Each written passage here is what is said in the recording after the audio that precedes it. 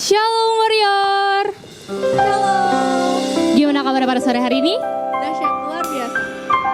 Sekarang kita mau ibadah, kita mau datang sama Tuhan. Kita siapin hati kita yuk. Kita ambil alih fokus kita buat Tuhan pada sore hari ini. Kita mau katakan Tuhan, untuk hari ini Tuhan, aku mau ambil fokus, aku mau belajar untuk fokus. Ketika aku berada di dalam hadirat Tuhan. Yes Tuhan, kita bersatu dalam doa. Bapa kami di surga, kami ucap syukur Tuhan. Kami berterima kasih Bapa, kira pada sore hari ini Tuhan, kami bisa diizinkan Tuhan, kami bisa diperbolehkan Tuhan, untuk datang menyembah-Mu ya Bapa. Terima kasih Tuhan, buat segala kebaikan-Mu pada hari ini Tuhan, buat segala karya-Mu pada hari ini Tuhan. Terima kasih Tuhan. Sekarang tiba saatnya Tuhan, untuk kami kasih yang terbaik buat Tuhan, untuk kami kasih hati kami buat Tuhan. Kami penuhi siap kami Tuhan. Terus Tuhan, kami rindukan Roh Kudus-Mu Tuhan, menjamah kami lebih lagi Tuhan. Terima kasih Tuhan. Kayak berkata Tuhan, mungkin di minggu-minggu kemarin Tuhan, saat kami ibadah Tuhan, kami masih suka gak fokus Tuhan. Kami pada hari-hari ini Tuhan, kami mau lebih fokus lagi Tuhan. Kami mau belajar Tuhan, untuk berbeda dari yang lainnya Tuhan. Kami menunjukkan bahwa kami ada terang Kau ya Bapa. Terima kasih Tuhan, terima kasih Roh Kudus. Yuk teman-teman, aku minta waktu kalian sebentar, kita tutup mata kita yuk. Cuma beberapa menit ke depan kita tutup mata kita yuk. Yuk tutup mata kita. Kita fokuskan hati kita buat Tuhan. Kita sembah Tuhan yuk. Akan ucapan syukur siap kalian buat Tuhan. Terima kasih Yesus.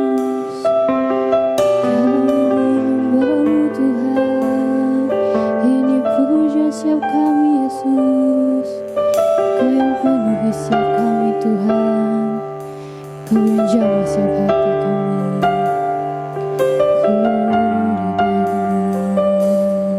Terus sembah Tuhan ya teman-teman, terus sembah Tuhan. Rasakan hadirat Tuhan pada sore hari ini, murahi setiap kalian. Ya Tuhan, jamah siap hati Yesus, penuhi setiap hati kami Tuhan, beribadah. Haleluya,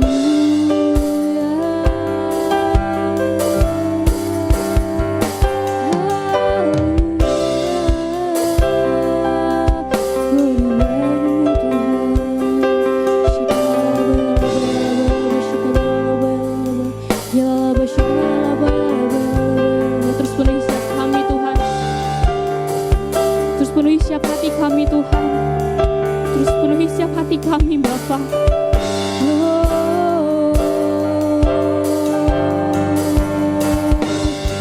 Kami agungkan nama-Mu, kami tinggikan nama-Mu, kami bersyukur bagi-Mu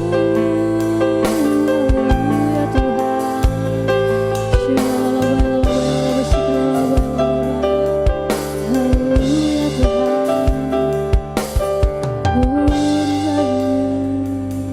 Kita mau ke satu pujian yuk. Kita mau dengan hati yang sungguh-sungguh. Kita mau katakan,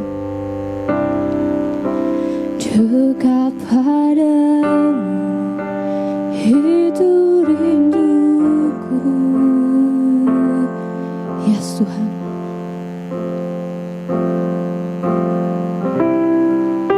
Setiap kataku Kau pun menunggu.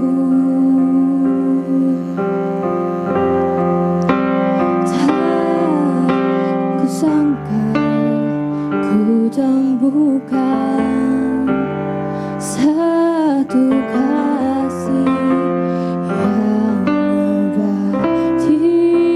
Kini ku datang dan ku bawa hidupku.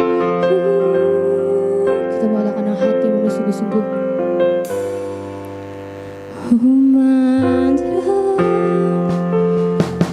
Wajah-Mu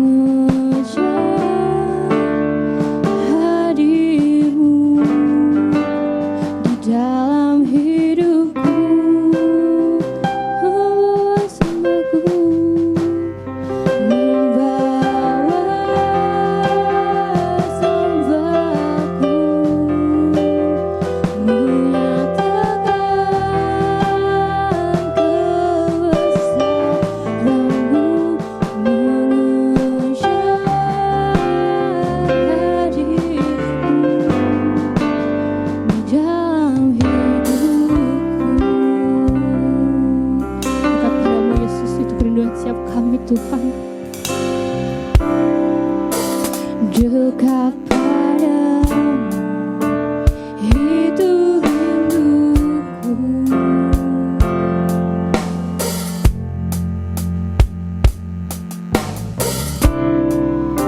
Setiap kataku kau pun menunggu.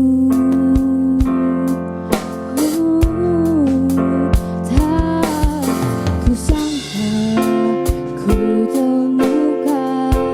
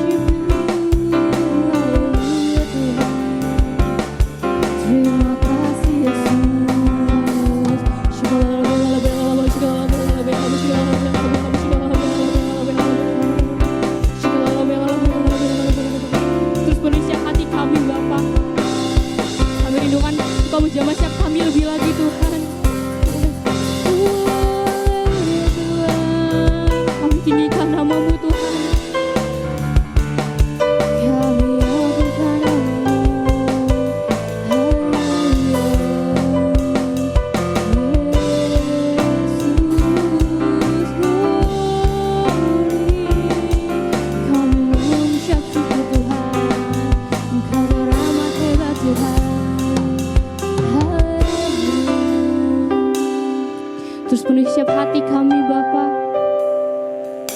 Kami rindukan Kamu jamah kami lebih lagi Tuhan. Kau yang penuhi setiap hati kami Tuhan. Ambil alih fokus kami pada sore hari ini Tuhan. Terus penuhi setiap hati kami Bapa. Jangan biarkan hati kami kosong Tuhan. Jamah kami lebih lagi Tuhan. Terus penuhi setiap hati kami Tuhan.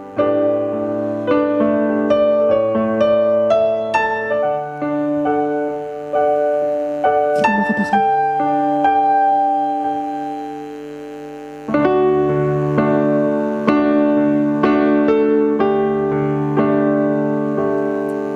semua karena anugerah-Mu hari ini ada, bukan karena kuat kami Yesus, bukan karena kuatku, namun karena Roh-Mu di hati setiap kami.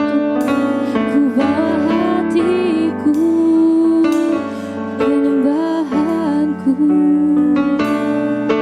ku semakin berkurang, Yesus semakin bertambah. Mengikut Yesus, itulah kesukaan hatiku. Ku lepas semua hakku untuk mengenal kehendaknya di hidupku.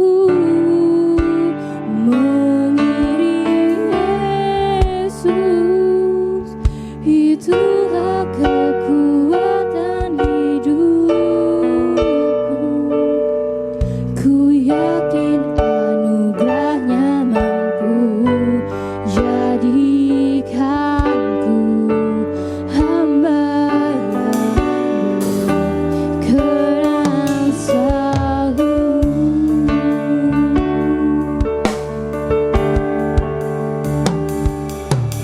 Semua karena anugerah-Mu hari ini ada, bukan karena kuatku, namun karena Roh-Mu. Ku bawa hatiku, penyembahanku, ku semakin berkurang, Yesus semakin bertambah. Mengikut Yesus, itulah kesukaan hatiku. Ku lepas semua hakku untuk mengenal kehendaknya di hidupku. Mengikut Yesus,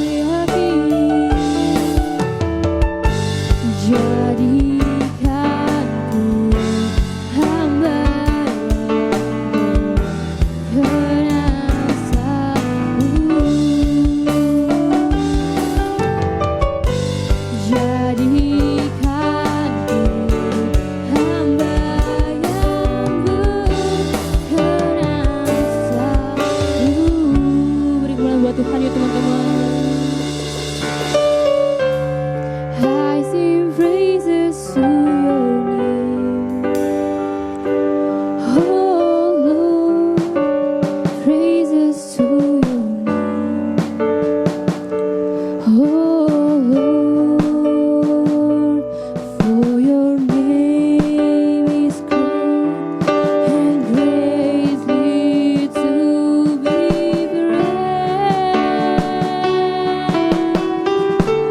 I sing praises to your name.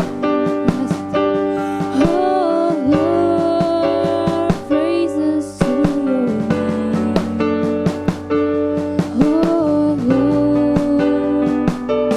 for your name is great and greatly to be praised. I sing praises to your name. Oh Lord, praises to your name. Oh Lord, for your name is great and greatly to be praised. I sing praises to your name.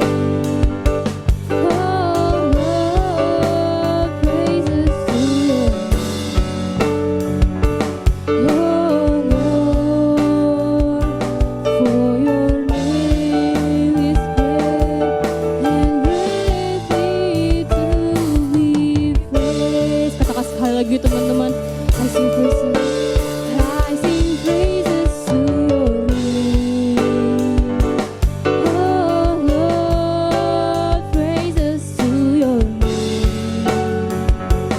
Oh Lord, for your name is great and greatly to be praised. I sing praises to your name. Oh Lord, praises to your name. Oh Lord, for your name is great and greatly to be praised. I sing praises to your name. Oh Lord, praises to your name. Oh Lord, for your name is great and greatly to be praised. I sing praises to your name. Oh Lord, praises to your name. Oh Lord, for your name is great and greatly to be praised. For your name is great and greatly to be praised. For your name is great and greatly to be praised. Nikmat buat Tuhan teman-teman.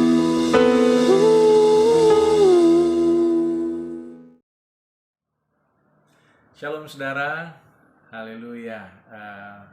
Senang bisa bersama dengan saudara hari ini membagikan firman Tuhan. Nama saya Boris Manurung, saudara. Saya pelayanan di GBI WTC di BSD. Saya senang bisa berbagi firman Tuhan buat Bapak Ibu saudara, buat saudara-saudara semua pada saat ini. Puji Tuhan. Tapi sebelum kita mendengarkan firman Tuhan, mari kita berdoa sebentar saudara ya. Bapak yang baik, Bapak yang kami sembah di dalam nama Tuhan Yesus. Terima kasih Tuhan buat hari ini. Dalam persekutuan kami mau datang mendengarkan firman-Mu Tuhan. Kami sudah memuji memuliakan nama-Mu. Biar hari ini kami diberkati oleh firman Tuhan, dijamah oleh Roh Kudus. Tuhan, aku berdoa biar firman-Mu ini berbicara bagi setiap anak-anak-Mu.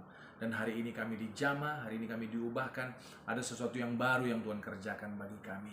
Lawatlah kami Tuhan, sembuhkan kami, pulihkan kami. Dan kami berjanji segala pujian, syukur, hormat kami berikan hanya kepada Tuhan Yesus kami, Raja kami, Juru Selamat kami. Haleluya. Haleluya. Amin.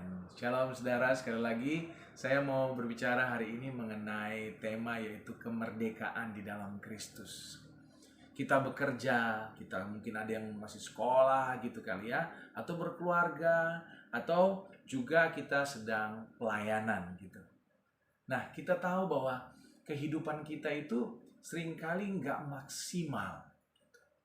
Kita kayaknya ada yang mentok, ada yang kayaknya menyeret kita ke belakang gitu. Padahal firman Tuhan bilang, Tuhan Yesus bilang Yohanes 10 berkata bahwa aku datang untuk memberikan mereka hidup dan hidup dalam segala kelimpahan. Tapi Pak Pendeta, kenapa saya ini ngalami kayaknya seret gitu ya. Dalam hubungan saya keluarga juga kayaknya nggak ada kelimpahan apa-apa gitu ya. Jangankan bicara kelimpahan ekonomi, kelimpahan damai sejahtera aja susah gitu. Dan berbagai. Padahal kita mendengar, percaya firman Tuhan, ketika kita percaya sama Yesus, sesuatu terjadi saudara. Kita dimerdekakan, kita diberkati. Nah firman Tuhan ini sebenarnya yang saya mau sampaikan mengenai kemerdekaan dalam Kristus itu adalah milik semua orang percaya. Saya yakin dan percaya itu saudara. Tapi kalaupun kita nggak mengalaminya, kemungkinan dalam perjalanan hidup kita sebagai orang Kristen, bisa saja karena kita nggak mengerti gitu ya, dan kita tidak meresponi dan menerimanya, atau bisa kita sudah menerimanya, meresponi, tapi sambil berjalan dalam kehidupan kita balik lagi gitu ya. Kayak katanya kalau anjing kembali pada muntahnya gitu saudara ya. Hal yang sudah kita tinggalkan kita pungut-pungut lagi. Hal yang sudah kita nggak percaya tadinya, kok kita percaya lagi sekarang gitu saudara ya. Jadi hari ini saya berdoa, ada beberapa hal yang saya ingin mau bagikan. Persisnya 5 hal yang saya bagikan mengenai kemerdekaan kita di dalam Kristus.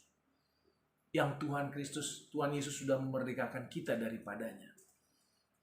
Tapi hal-hal itu sering sekali saya berbicara kepada orang Kristen nih.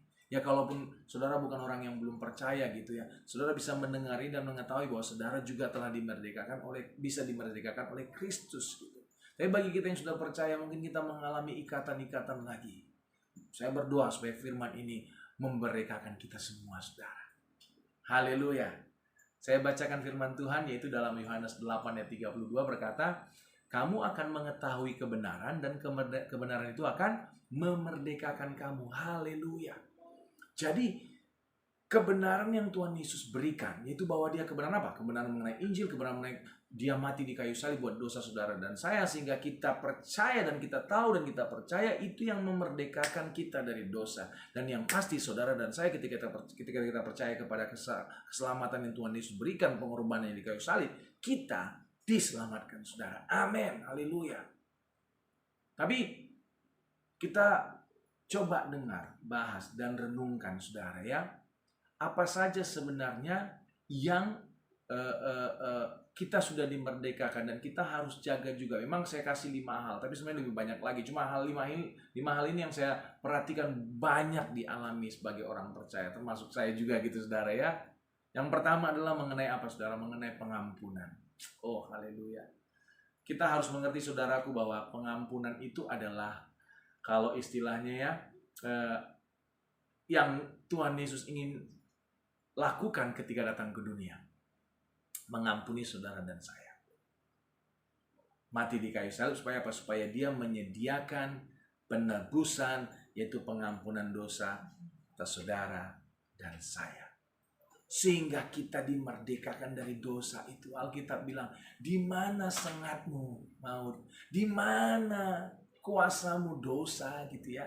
Di mana? Kristus telah memerdekakan aku. Di Matius 18 dikatakan mengenai kalau kita menerimanya dengan cuma-cuma, kita harus memberinya juga dengan cuma-cuma, saudara. Kita itu menerima dengan cuma-cuma, kita memberi dengan cuma-cuma. Yang pertama mengenai pengampunan begini, saudara. Banyak kita, saya nggak usah bilang banyak, mungkin ada di antara kita ya, saudara ya, yang nggak merasa gitu kayak pengampunan itu belum benar-benar kita terima, saudara. Kita tuh rasanya kayak, aku udah diampuni belum ya? Aku itu sudah menerima pengampunan belum ya? Jadi kita itu masih mengingat-ingat dosa-dosa yang kita lakukan sebelumnya. Sehingga ketika kita nggak mengerti, nggak menerima bahwa kita diampuni, kita jadinya bersikap seperti itu kepada orang lain. Dan hidup kita juga menjadi terseret oleh karena kita tidak mengerti bahwa kita sudah diampuni, saudara. Dan banyak orang yang nggak mengerti ini, hidupnya menjadi tertekan oleh dosa itu. Ya tapi saya itu banyak salah, Pak Pendeta. Saya tahu. Emang semuanya kita tidak salah lagi setelah percaya Yesus. Tapi kan ketika kita tahu bahwa kita diampuni, kita harus menerima pengampunan itu. Tuduhan yang dikasih si iblis itu penuduh, saudara. Alkitab berkata penuduh, dia menuduh kita akan dosa-dosa kita. Sehingga kita kayaknya nggak bisa move on, nggak bisa let go, kemudian move on, saudara. Pertama, kita harus mengerti bahwa kita itu sudah diampuni, saudara. Kalau enggak, kita itu jadinya terseret-seret. Ada cerita kisah seorang anak gitu, saudara ya. Anak ini bersaudara gitu sama kakaknya. Ya main-main. Dulu saya juga pernah itu main panah-panah tombak gitu, saudara ya. Saya arah cari target gitu. Saya pernah bola keluarga saya wah pengen nggak kena, saya akhirnya kena gitu, tapi bocor bolanya. Si anak ini juga lagi main ketapel, saudara, latihan ya. Dia latihan, dia tembak punya tiang gitu. Wah makin. Terus dia lihat gimana kalau saya target bergerak. Di belakang rumah mamanya itu banyak ayam piaraan mamanya gitu, saudara. Dia coba tembak dari jauh. Dia cari tembak dari jauh ya. Dia coba nggak kena, Sekali dia keker, dia tembak dan kena itu satu ayam pasti kepalanya, dan ayamnya tumbang, saudara. Dia pertama senang, cuma berapa detik gitu, tapi dia lihat ayamnya nggak bergerak lagi. Ayamnya mati, saudara. Mati. Dia udah bingung, memang ayam mamanya banyak gitu ya, puluhan. Waduh, dia nggak tahu gimana, dia ketakutan. Akhirnya dia pikir, udah aku kubur aja deh gitu, diam-diam. Toh mamaku nggak tahu banyak ayamnya, kan ayam nggak dipakai nama, saudara ya, kayak anjing itu pakai nama, Ringo atau siapa gitu ya, kucing juga dikasih nama. Ayam kan banyak gitu ya, dia kuburin gitu. Nah, dia udah aku tutup ini jejak pembunuhanku gitu kira-kira, sudah. Dia masuk ke rumah, kakaknya panggil. Anggap aja namanya si John ya, mohon maaf kalau ada namanya John sini gitu, kata kakaknya. Kakaknya lebih gede gitu, dia berumur 7 tahun, kakaknya umur 11-12 tahun gitu. Sini John, kenapa? Tolong bantuin kakak dulu cuci piring di dapur gitu ya. Nggak bisa, kata si John, itu kan tugas kakak, aku kan biasa tugas-tugas yang lain, udah ada bagian-bagian kita. Cuci. Tadi aku lihat loh kamu sama ayam. Kaget dia, kakaknya rupanya perhatiin. Diancam nih sama kakaknya. Wah, kakaknya bilang, kalau enggak kamu cuci piring, dia adukan mama. Wah, dia diperas, saudara ya. Palakin gitu, saudara. Dia cuci. Besoknya juga begitu, kakaknya minta uang jajannya dia, karena kakaknya udah habis uangnya, dia nggak mau kasih. Tapi kakaknya bilang, ingat ayam, pak. Itu dikasih terus gitu ya. Begitu hari lepas hari. Akhirnya suatu hari kakaknya datang manggil, Cok sini, bagi John sini, bagi uang dong gitu. Nggak mau dia, nanti gua kasih adukan mama loh, ayam loh, pak ayam gitu. Si John bilang, enggak mau, adukan aja. Soalnya aku udah ngaku sama mama gitu. Rupanya dia sudah cerita sama mamanya, karena dia nggak tahan dipalakin terus, tertuduh terus, dia ngaku sama mama. Aku minta maaf ya Maya, gini ayam gitu. Mamanya bilang, sebenarnya mama juga udah tahu, mama lagi tunggu kamu ngaku aja, tapi nggak apa-apa sayang, itu ayam ya ayam, mama lebih sayang sama kamu, terima kasih dan ngaku. Dipeluk mamanya, dia bebas. Dipalakin sama kakaknya, dia nggak apa-apa lagi, saudara. Seringkali kita dituduh si iblis gitu, saudara ya. Tapi kita harus menerima pengampunan itu yang dari Tuhan, sehingga kita bisa merdeka, nggak tertuduh lagi. Itu satu. Tapi kita juga harus menerima pengampunan, kita juga memberi dengan cuma-cuma, saudara. Ingat di Matius 18 juga berkata mengenai, ada kan itu, saudara ya, satu hamba berhutang 10.000 talenta kepada tuannya. Kemudian dia mau dihukum, dia mengemis, meminta, begging gitu dan diampuni. Tapi dia keluar, dia ketemu sama hamba lain yang berutang sama dia cuma 100 dinar. Wah, dia marah, dia cekek, dia masukkan ke penjara nih orang gini.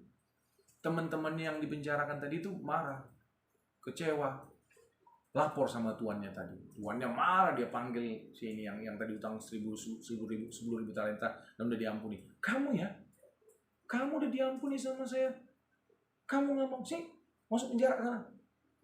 Biar kasih ke algojo. Kalau bahasa Inggris itu torturer, penyiksa saudara. Tahu saudara, 10.000 talenta itu ukuran berat, 34 kg. Biasanya beratnya emas, beratnya perak gitu ya. Walaupun itu perak itu bicara mengenai uang sekitar triliun, saudara. Uang sekarang gitu ya, 34 kg kali 10.000. Wah, saya hitung-hitung itu tuh. Dan uang kalau 100 dinar itu, upah waktu itu sehari 1 dinar gitu. Jadi kalau 100 hari gitu ya, mungkin tuh 100 hari kerja lah, anggaplah itu sepertiga tahun, dihitung hari raya, hari Sabtu Minggu gitu ya, itu sepertiga tahun upah lah. Kalau upah sebulan aja misalnya 10 juta gitu, udah lu gede ya saudara ya, 10 juta kali 12 itu 120 juta, sepertiganya itu bicara 40 juta. 40 juta dibandingkan itu kayak kalau saya hilangin 3 nolnya, itu dibanding kira-kira puluhan ribu dengan miliaran rupiah. Jauh bedanya. Tapi herannya dia nggak mau ngampuni orang yang jauh lebih sedikit utangnya sama dia.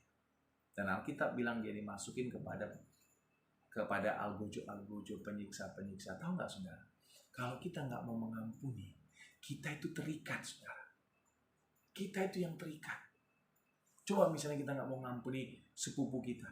Setiap kali ada acara keluarga, ada pesta nikahan gitu, kondangan, saudara kita mau datang ke sana, mau acara makan, mau acara nyanyi, kita nggak betah kan di sana. Kenapa? Karena kita nggak mengampuni sepupu kita yang mungkin pernah menyakitin kita gitu. Dunia kita jadi kecil. Kadang-kadang kita dimarahin di kantor, kita kerja di kantor, kuliah misalnya, kita disakitin, nggak mau ngampunin, pulang yang nggak bisa tidur siapa? Bukan yang nyakitin yang nggak bisa tidur, kita yang nggak mau mengampuni yang nggak bisa tidur, saudara. Ada yang mengatakan bahwa mengampuni itu seperti halnya membebaskan seorang tahanan di penjara, dan menyadari bahwa tahanan itu adalah diri kita sendiri, saudara. Jadi kalau kita mengampuni itu, kita tuh bebas, merdeka. Pertama kita percaya Yesus, kita merdeka, gampang banget mengampuni. Tapi dalam perjalanan hidup kita mungkin kita banyak tekanan, banyak masalah, banyak hambatan. Kita mulai jadinya kayak susah mengampuni, saudara. Kita mulai terikat lagi. Yesus sudah membebaskan saudara dan saya. Mari di keluarga kita terima pengampunan dan lepaskan pengampunan, saudara. Ketika kita mengampuni, memberi pengampunan, kita itu sedang mendeklarasikan kemerdekaan kita, saudara. Haleluya. Itu yang pertama. Kita sudah merdeka dalam hal pengampunan. Terima dan juga lepaskan pengampunan. Yang kedua, saudara, adalah masa lalu kita. Tuhan Yesus bilang di 2 Korintus 5:17, jadi siapa yang ada di dalam Kristus, ia adalah ciptaan baru. Yang lama sudah berlalu, sesungguhnya yang baru sudah datang. Kita itu ciptaan baru. Kadang-kadang kita kan gini bilang, saudara ya, aku itu datang dari keluarga yang miskin, keluarga yang gak berpendidikan. Saya itu datang dengan macam-macam, bahkan kita sampai ke main fisik nih. Apalah gua ini, semampai tingginya semampai, artinya semeter aja gak sampai gitu, saudara. Hidung saya mancung tapi ke dalam gitu, apalah gitu ya. Jadi kita datang dalam kehidupan ini penuh dengan condemnation. Kita menghakimi diri sendiri. Kita nggak merasa hidup kita itu berarti, walaupun kita sudah ditebus Yesus ini, saudara. Tuhan Yesus bilang, yang lama. Kegagalan yang lalu, bahkan keberhasilan yang lalu sudah yang lalu. Bukan berarti kalau kita gagal dalam hubungan sebelumnya, kita akan terus gagal. Enggak, saudara. Tuhan Yesus menjamin itu. Kadang-kadang kita kan terlalu berkecimpung di dalam masa lalu kita, sehingga kita nggak bisa move on, sehingga kita nggak bisa maju, saudara. Dan Alkitab juga bilang Roma 8 ayat 1, demikianlah sekarang tidak ada penghukuman bagi mereka yang ada dalam Kristus Yesus. Haleluya. Yesus tuh mati bagi saudara dan saya, memberikan hidup yang baru, saudara. Masa lalu itu nggak akan pernah bisa menyakiti kita, kecuali kita izinkan. Kecuali kita izinkan, saudara. Kita mungkin bekerja. Kita mungkin gagal kemarin atau tahun lalu. Target kita nggak berhasil. Bukan berarti kita akan terus nggak berhasil. Wah, kakek saya dulu adalah seorang tukang pilih aja gitu ya, penghasilannya nggak banyak gitu. Bapak saya juga begitu. Ya saya pasti nggak harus. Ya. Justru ketika kita datang sama Tuhan Yesus itu kayak Dia sudah memberikan potensi talenta dalam kita. Kita datang sama Tuhan, Dia akan menumbuhkan itu, saudara. Bisa saja secara fisik pun kita mungkin tidak baik kelihatan dipandang orang, tapi bukan itu yang dilihat Tuhan, kan? Yang Tuhan lihat adalah hati kita kepada Tuhan. Bahkan Alkitab sering berkata bahwa Dia memilih yang tidak dianggap oleh dunia, yang tidak dipandang oleh dunia, yang bodoh oleh dunia, dipakai oleh Tuhan untuk mempermalukan yang pintar, saudara. Kenapa? Dengan itulah kita bisa bilang itu bukan karena kuat, itu bukan karena masa lalu yang bagus, tapi karena Tuhan ada di dalam. Tuhan telah memerdekakan saudara dan saya, menjadikan hidup kita yang lama itu sudah berlalu, hidup kita yang baru. Dia bikin, lihatlah, aku membuat segala sesuatu yang baru, kata Tuhan. Haleluya. Itu yang kedua, saudara. Saya nggak tahu apa yang kau alami mungkin di kantormu, di pekerjaanmu, masa lalu yang lama. Yuk kita, istilah dunia ini, let go dan move on, saudara. Di dalam Kristus, aku cakap menanggung segala sesuatu. Haleluya. Yang pertama tadi pengampunan, yang kedua Tuhan Yesus berikan kemerdekaan dari masa lalu. Yang ketiga ini, saudara, yaitu setan-setan dan kuasa-kuasa kegelapan. Tahu nggak, saudara, saya heran juga gitu ya, banyak orang percaya yang kayaknya masih, mungkin saya tanya, saudara, ada saudara di sini yang masih takut bangun pagi-pagi karena udah sesak, kebelet mau ke kamar mandi gitu, nggak mau gitu, tunggu pagi aja biar sakit karena nanti kamar mandi gelap, lorongnya panjang gelap gitu.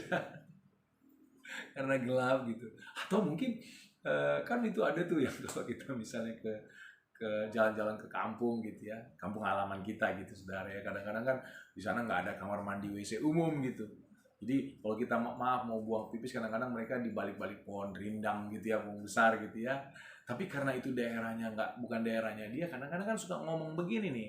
Ya, saya yakin saudara nggak ada gitu ya. Dia ngomong gini ya, juragan gitu ya. Kayaknya nganggap di situ ada penghuninya gitu ya, juragan gitu ya. Ini mohon izin, anak babi mau pipis gitu, anak kambing mau pipis gitu, saudara. Jadi seakan-akan, bayangin kalau benar saudara ada yang jawab, gimana coba? Saudara lagi mau pipis gitu bilang, juragan, anak kambing mau pipis, permisi gitu. Silakan gitu, saudara, yang pasti saudara kaget gitu. Atau kadang-kadang kita kan, dulu sih saya, saudara, kita mau pergi di daerah di kampung halaman gitu ya, kan kadang-kadang kuburan nggak ada jalur pastinya gitu, kuburan di situ, kita mau ke rumah saudara yang sebenarnya kalau jalan itu cuma 2 menit lewat kuburan itu, tapi karena nggak mau lihat kuburan, ya udahlah saya muter yang 20 menit, yang 30 menit, karena takut. Emang kenapa kita nggak ngelangkain kuburannya kok ada jalurnya, tapi takut gitu, saudara. Ada yang bilang macam-macam, saudara. Tapi Alkitab bilang kan bahwa Yesus berkata dalam Matius 28, kepadaku telah diberikan segala kuasa di sorga dan di bumi. Wow. Ketika kita percaya kepada Yesus, kita itu diberi kuasa. Dia kakak sulung kita gitu, saudara. Dan Alkitab juga bilang 1 Yohanes 4:4, roh yang ada dalam kamu lebih besar daripada roh yang ada dalam dunia. Wow. Amen. Amen. Amen. Jadi kita nggak ngapa-ngapain aja, seharusnya iblis lebih takut sama saudara daripada kita harus takut sama dia, saudara. Kita harus ngerti itu, saudara. Kita harus ngerti itu, saudara ya. Saya pernah ingat, saya waktu kecil remaja itu saya pernah kira-kira usia 11 gitu ya, diajak nonton film horor. Habis nonton itu sama sepupu-sepupu saya nggak bisa tidur. Sampai om saya ngelihat saya sampai jam 2, jam 3 nggak bisa tidur gitu, kebayang terus, takut. Sampai om saya tuh ngajak saya jalan supaya capek terus bisa tidur. Sejak itu saya kalau ke kamar mandi gitu ngebayangin gitu. Ingat saudara kalau misalnya mau ke toilet gitu ya, saya udah ngebayangin ada kepala apa gitu di pokoknya kebayang enggak lah saudara. Sampai saya mengerti lahir baru, mengerti firman Tuhan. Saya mulai tanamkan itu bahwa roh yang ada dalamku lebih besar gitu ya. Ada proses lama. Makanya jangan kita tonton begitu deh. Jangan masukin hal yang jelek deh. Itu kadang-kadang hilangnya lama, saudara. Sampai saya ingat saya pelayan waktu itu masih sebagai ketua youth gitu ya. Saya pernah diajak diminta khotbah di satu retreatnya youth. Udah lama, mungkin udah belasan tahun yang lalu gitu, saudara. Jadi saya habis khotbah sore malam gitu, habis makan diajak, "Kak, yuk ke kamar untuk tempat tidurnya," gitu. Saya pergi. Nah, diantarin, terus ruangan kamarnya itu gede dan banyak ranjang-ranjang yang bertingkat gitu, saudara. Terus saya tanya, "Wah, dengan siapa saya tidur sini?" "Wah, Kak Boris sendiri," kan. "Oh gitu ya, kenapa?" "Banyak ya spesial," katanya. Ya udah, saya tidur, saya ganti baju, saya beres-beres, sikat gigi gitu, mau tidur. Ketika mau tidur saya matiin lampu gitu, saudara. Saya ngerasa kayak ada sesuatu, ya saya ngerasa ada roh lain di situ gitu ya. Wah, saya udah bingung nih. Saya udah capek, nanti besok pagi mau pelayanan lagi. Apa yang saya lakukan gitu, saudara ya. Kayak mengganggu, rasanya nggak enak gitu. Bisa sih saya waktu itu. Saya ambil gitar, saya nyanyi, saya istilahnya mengusir lah. Roh jahat, muji Tuhan, segala seperti. Tapi saya pikir ayat ini, roh yang dalam saya lebih besar. Terus saya percaya sama Tuhan. Saya teguhkan hati saya. Dari tadi yang ketakutan gara-gara nonton film horor, saudara, saya teguhkan. Ya setelah proses lama, saya teguhkan hari itu. Saya bilang, oh dalam lebih kuat.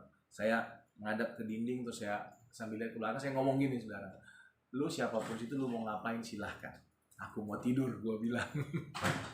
Saya tidur sampai pagi nyenyak, nggak terjadi apa-apa. Bisa aja saya ya ambil gitar nyanyi ngusir saudara, tapi saya yakin ayat itu, roh saya lebih besar. Dia lebih takut sama saya daripada saya seharusnya kepada dia. Karena apa? Karena kuasa itu diberikan Yesus kepada kita semua.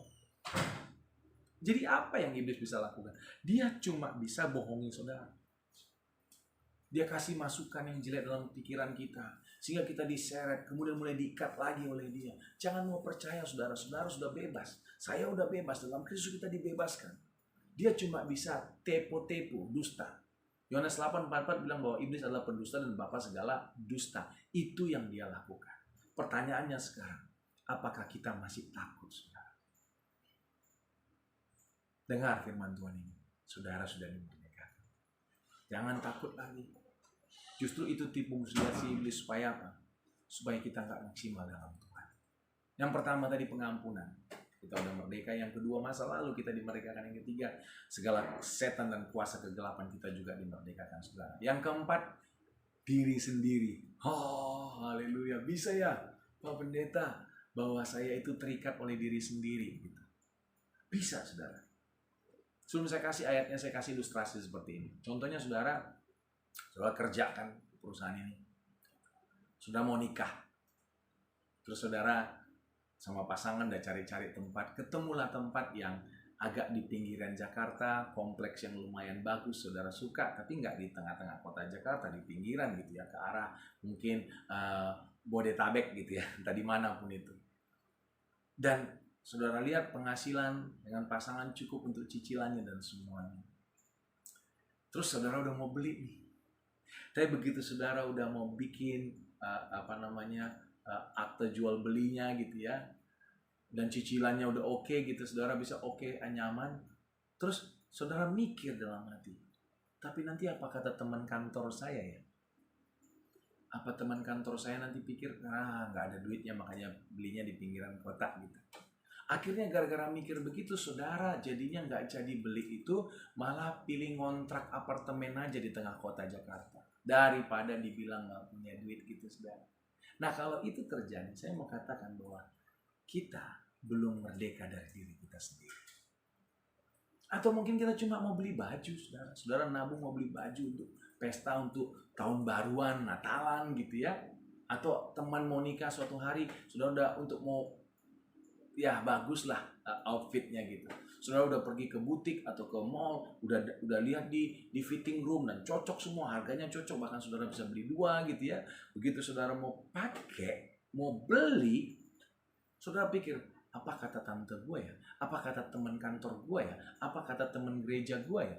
Jangan-jangan mereka nggak suka ini. Gitu ya. Akhirnya saudara berubah pikiran, nggak jadi beli. Nah, saya mau bilang, itu saudara lagi terikat sama dirimu sendiri. Kita terlalu peduli apa kata orang daripada apa kata hati kita. Dan memang itu cocok bagi kita. Kalau saya sih saudara, kalau itu harga bisa saya beli, saya nggak harus ngutang, dan itu cocok, nyaman bagi saya, dan itu nggak mengganggu orang dari segi pandangan gitu ya, saya beli saudara. Alkitab bilang di Matius 4 ayat 4, Yesus berkata, ada tertulis manusia hidup bukan dari roti saja, tetapi dari setiap firman yang keluar dari mulut Allah. Roti itu menggambarkan kehidupan kita yang macam-macam saudara. Macam-macam. Kita bekerja juga, kadang-kadang kita ya udah bekerja aja, nggak mesti harus keren kan saudara, mesti pakaian yang keren, yang bermerek gitu ya, atau mesti naik kendaraan. It's okay, just do your best and God will do the rest, kata pepatah saudara. Kita itu sering lebih peduli apa kata orang lain dari apa yang sebenarnya sudah benar, yaitu firman Tuhan. Saya itu belum kenalan tadi, saya punya 5 anak saudara. Udah gede-gede sih ya, satu udah kuliah, udah mau selesai, yang paling kecil udah mau masuk SMA ya, SMU gitu. Dulu waktu istri saya dapat firman dari Tuhan bahwa anak kita bakalan 5, itu 1, 2 masih belum ada protes, mulai 3 itu orang udah mulai protes. Wah, banyak yang termasuk keluarga bilangin gini, itu sekolah mahal loh, biaya hidup mahal, jangan ikutin 5. Walaupun ya udah tahu mereka, kita cerita dari Tuhan yang suruh gitu ya. Ya kita ikut firman Tuhan. Saya tuh nggak malu tuh bawa anak saya, kadang-kadang suka diejek gitu kalau bawa masih kecil-kecil gitu. Anak saya beda 1,5 paling 2 tahun ada gitu ya. Itu tuh orang-orang kayak ih lucu nih bawa kayak penguin gitu ya. Tapi saya nggak pernah malu saudara, saya nggak pernah nyesal. Istri saya dan saya selalu menjalankan, dan sampai kita punya 5 anak dan kami tidak pernah menyesal saudara. Kami nggak malu. Kenapa? Karena firman Tuhan yang ngomong, dan kami yakin Tuhan mencukupi. Sampai sekarang sih kita nggak pernah berkekurangan, nggak berhutang saudara gitu ya. Semuanya baik-baik karena Tuhan memang yang suruh. Kalau Tuhan sudah ngomong, itu kita lakukan. Kalau kita sudah ngomong, Tuhan sudah ngomong, itu kita lakukan. Jangan peduli apa kata orang gitu saudara. Ya apa kata orang kita harus dengarin, tapi untuk masukan kita. Tapi saya mau katakan saudara ya, kita harus bebas bahkan dari diri kita sendiri. Kita ikutin apa yang benar, that's it. Sebab Kristus adalah ya bagi semua janji Allah. Itulah sebabnya oleh Dia kita mengatakan amin untuk memuliakan Tuhan. Ya dan amin. Saudara dan saya juga dimerdekakan Tuhan dari diri kita. Karena fokus kita kepada siapa sekarang? Kepada Kristus. Haleluya. Yang terakhir saudara adalah, saya bacakan dulu, ada seorang berkata, Philip Arnold, you will never be free until you free yourself from the prison of your own false thought. Kita nggak akan bisa bebas sampai kita membebaskan diri kita dari pikiran-pikiran kita yang salah. Haleluya. Yang kelima adalah dosa dan kebiasaan buruk. Nah ini yang paling sering sih. Termasuk saya dulu pernah gini saudara ya. Saya udah lahir baru, semangat meninggalkan semua yang jelek, yang dosa, saya tinggalkan semuanya. Tapi masuk perjalanan bertahun, lahir baru, itu waktu kuliah tuh saudara. Mulai bekerja, problema banyak, itu tantangan banyak. Heran tuh, yang dulu pornografi saya sudah tinggalkan, kok saya mulai lakukan lagi gitu saudara. Dulu saya nggak pernah mau bohong, kok saya udah belum bohong kecil-kecil lagi nih, udah mulai bohong. Saya mulai nyadari, kenapa ya? Dan Tuhan tuh bicara dalam proses waktu berapa lama gitu saudara ya. Kesibukan itu benar-benar menjauhkan saya dari persekutuan saya. Sebenarnya sibuk nggak apa-apa, nggak merusak. Tapi ketika saya meninggalkan persekutuan pribadi saya dengan Tuhan, ketika saya tidak mendekatkan diri kepada Tuhan, saya mulai terikat lagi. Yang sudah saya lepaskan, saya pungut-pungut lagi saudara. Dosa dan kebiasaan buruk. Itu pergumulan orang-orang percaya juga. Alkitab berkata di Roma 6 ayat 14. Sebab kamu tidak akan dikuasai lagi oleh dosa, karena kamu tidak berada di bawah hukum Taurat, tetapi di bawah kasih karunia. Saya ulangin saudara ya.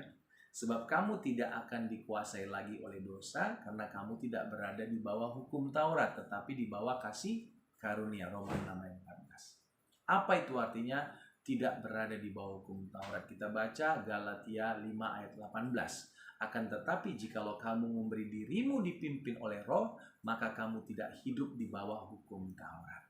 Dipimpin oleh Roh itu bicara apa? Bicara hidup di bawah kasih karunia, saudara. Artinya hidup kita itu hari lepas hari dipimpin oleh Roh. Kita bergaul dengan Tuhan. Terlalu gampang bagi kita untuk diseret oleh si iblis lagi, melakukan ikatan dosa lagi, saudara. Jadi ketika Tuhan menebus kita dan memberikan Roh Kudusnya kepada kita, Roh Kudus itu bukan hanya sekedar label aja. Dia pribadi Allah, Allah Tritunggal, yang menolong kita, mengajar kita, yang mendengar doa kita, yang selalu menginsafkan kita. Kita harus memperlakukan Roh Kudus itu seperti pribadi, saudara ya, bukan sekedar kuasa-kuasa yang kita suruh aja gitu. Pribadi yang selalu menuntun kita setiap hari. Pribadi akan mengajar kita setiap hari. Saya bertobat, saudara, waktu itu. Saya aktif pelayanan, sungguh-sungguh. Tapi ternyata, kenapa saya mulai melakukan dosa lagi yang sudah saya lepaskan? Ternyata saya lupa persekutuan saya tanpa sadar gitu, saudara. Itu kita lakukan dengan apa? Renungkan firman setiap saat. Saudara berdoa. Saya tahu bahwa kita ada persekutuan pribadi. Mungkin kalian saudara ada saat teduh saudara pagi-pagi berdoa. Atau ada yang malam-malam gitu ya. Itu bagus. Tapi saya mau katakan. Yuk kita lakukan persekutuan kita sepanjang hari. Gimana Pak? Alkitab juga bilang. Jangan berhenti berdoa. Berdoalah terus. Never ceasing prayer. Gitu. Kita nggak pernah. Kenapa? Kita lagi nyetir, lagi naik motor. Kita bisa berkomunikasi dengan Tuhan. Bahkan saya sering sekali melakukan ketika konseling, saudara ya. Jadi kalau konseling khususnya gitu, saya dengerin orang kadang-kadang ngomongnya 5 menit, bisa juga 50 menit, bisa berjam-jam gitu kalau saya konseling sama orang gitu ya. Dan kita kan cuma mendengar. Masa-masa seperti itu kadang-kadang Tuhan tuh ngomong, kamu jawabnya begini. Kadang-kadang belum 5 menit tuh jawab begini. Begitu saya ikut tuntunan Tuhan, tersolve masalahnya. Entah dia nangis, entah dia merasa itu yang dia butuhkan gitu, saudara. Bahkan saudara kalau lagi kantor, lagi berbicara dengan atasan, mungkin lagi berbicara bernegosiasi dengan vendor, bukankah kita bisa mendengar suara Tuhan? Bukankah kita bisa berbicara dengan Roh Kudus? Saya ingat sekali ada teman pelayanan saya, dia telepon saya ya suatu hari, saudara. Bang, dia panggil saya bang, tanya dong. Apa itu? Ini saya kan ditawarin kerjaan nih, bagus kayaknya. Terus dia nawarin, nanyain gitu. Udah selesai, tapi saya lupa dia nanya gaji. Terus saya pulang, dia WA. Berapa gajinya? Maunya. Wah, dia kaget. Loh, terus kenapa? Tanya aja. Ya saya mau nanya abang kan udah membawahi HRD juga gitu ya. Udah membawahi instansi direktorat HRD, biasa wawancara orang gitu. Kali abang tahu berapa yang cocok untuk saya minta gaji saya gitu. Nah begitu dia ngomong gitu, saya tanya lagi dia, coba kasih job description-nya apa. Begitu dia ngomong, sambil dia ngomong, saya tanya Tuhan. Kan saya mau nanya abang nih, abang kan pastornya saya, pendetanya saya gitu, kira-kira dia bilang gitu.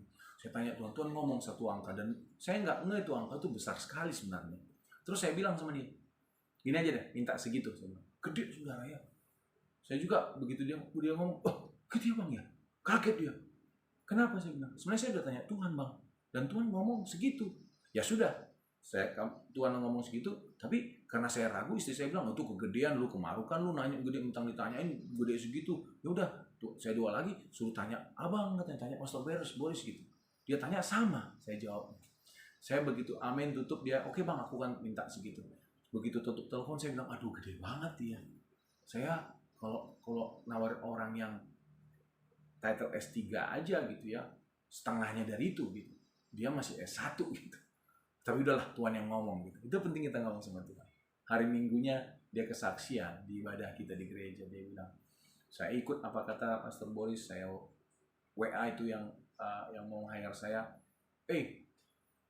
Begitu saya tulis, jawabnya oke. Wah, saya tuh kayak sukacita sekali, saudara. Saya dengar suara Tuhan tapi nggak pakai pengetahuan saya gitu ya, pengalaman saya.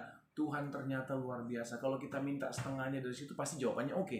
Sedangkan kita minta segitu aja gitu, oke. Apalagi minta setengahnya gitu ya. Artinya gini saudara. Memang ini nggak ada hubungannya kesaksian tentang dosa tadi ya saudara. Tapi gini, ketika kita bersekutu dengan Tuhan, Tuhan tuh ngomong, Roh Kudus tuh ngomong sama kita. Dia jagain kita, dia tuntun kita saudara. Dan ketika kita bersekutu dengan Tuhan, renungkan firman Tuhan, melakukan ini dan bahkan pelayanan gitu ya. Saya yakin saudara, nggak ada waktu untuk kita mikir macam-macam gitu. Nggak ada waktu, kesempatan bagi si iblis masuk untuk kita dikuasai lagi oleh dosa. Dipimpin oleh Roh itu bicara kita selalu nanya. Apapun itu. Itu yang membuat dosa dan kebiasaan buruk itu bisa dilepaskan dari kita. Jadi ada 5 hal yang saya mau bahas. Ada berapa banyak lagi, tapi ini yang 5 yang saya rasa penting banget untuk kita dengar saudara, untuk kita perhatikan. Tuhan Yesus telah memerdekakan saudara dan saya dari segala dosa, dari segala ikatan-ikatan. Tadi bicara pengampunan, bicara masa lalu, bicara setan dan kuasa kegelapan, bicara diri sendiri, dan bicara dosa dan kebiasaan buruk. Allah sudah membebaskan. Kuncinya secara keseluruhan datang sama Tuhan. Percayakan firman Yesus. Haleluya, haleluya. Merdekalah dalam Tuhan. Sekali lagi kita mau katakan ayat firman Tuhan tadi saudara ya, bahwa Yohanes 8 ayat 32 berkata, kamu akan mengetahui kebenaran dan kebenaran itu akan memerdekakan kamu. Haleluya. Saya mau berdoa saudara. Terima kasih Tuhan buat hari ini, buat firman-Mu. Aku berdoa buat anak-anak Tuhan yang sudah mendengar firman Tuhan. Ajar kami hari ini untuk dekat sama Tuhan. Percaya firman-Mu. Kebenaran itu kami pegang Tuhan. Kami tidak meragukan kebenaran-Mu. Sehingga kebenaran itu yang memerdekakan kami. Dari ikatan-ikatan karena tidak mau mengampuni Tuhan. Dari ikatan-ikatan masa lalu. Dari ikatan kuasa kegelapan. Dari setan. Daripada kuasa-kuasa maut Tuhan. Dan bahkan membebaskan kami dari diri kami sendiri. Dan juga bebaskan kami dari ikatan dosa maupun kebiasaan buruk. Berkati anak-anak-Mu.